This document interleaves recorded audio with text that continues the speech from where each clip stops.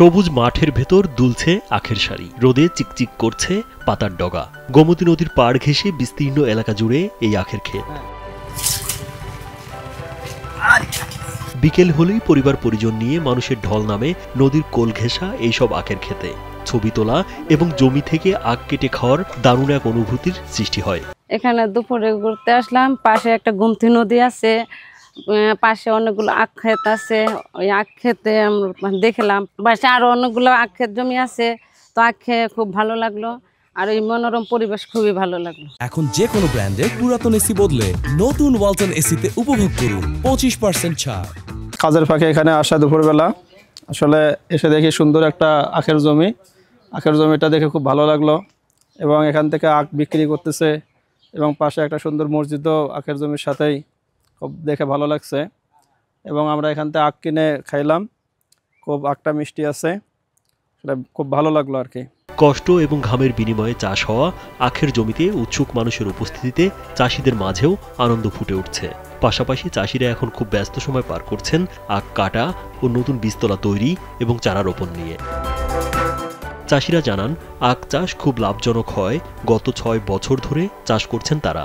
এবছর আবহাওয়া ভালো থাকায় ভালো ফলন হয়েছে। প্রতি বিঘায় প্রায় 2 থেকে 2.5 লাখ টাকা বিক্রি করেছেন, যেখানে খরচ হয়েছে 40 থেকে 50 হাজার টাকা।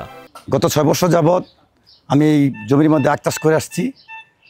আমি আলহামদুলিল্লাহ খুব লাভবান আছি এবং আমার পাশাপাশি আরও আশেপাশে যারা আছে তারাও এই আখ চাষ করতেছে এবং সবাই লাভবান।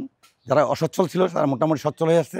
গ্যান্ডারের ক্ষেত্রে আমাদের যারা বেকার ছিল এবং শিক্ষিত বেকার যারা, তারাও এখন উদ্বুদ্ধ হচ্ছে এই আখ চাষের প্রতি। আখ চাষ করে আমি লাভবান হয়েছি আল্লাহ বাঁচালে। সামনে আগামী আমি জমি করছি 50 শতক, পাইকারি রেট দিতে আছি।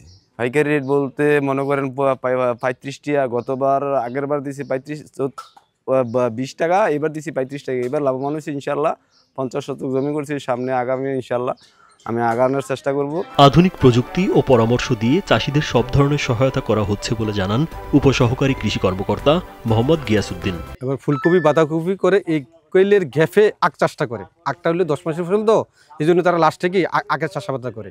এবং কৃষক গত বছর তুলনায় গত বছর রেট ছিল 22 টাকা পাইছে, এখন হাই রেট নিচের রেটে পাইছে 20 টাকা, এর নিচে কোনো কোয়েশন নাই। এখন হাই রেট পেয়েছিল 30 টাকা। কৃষক খুবই লাভবান এবং কৃষক এবং খুব খুশি এই কোষের এবার বর্তমান রেটে পাইয়া।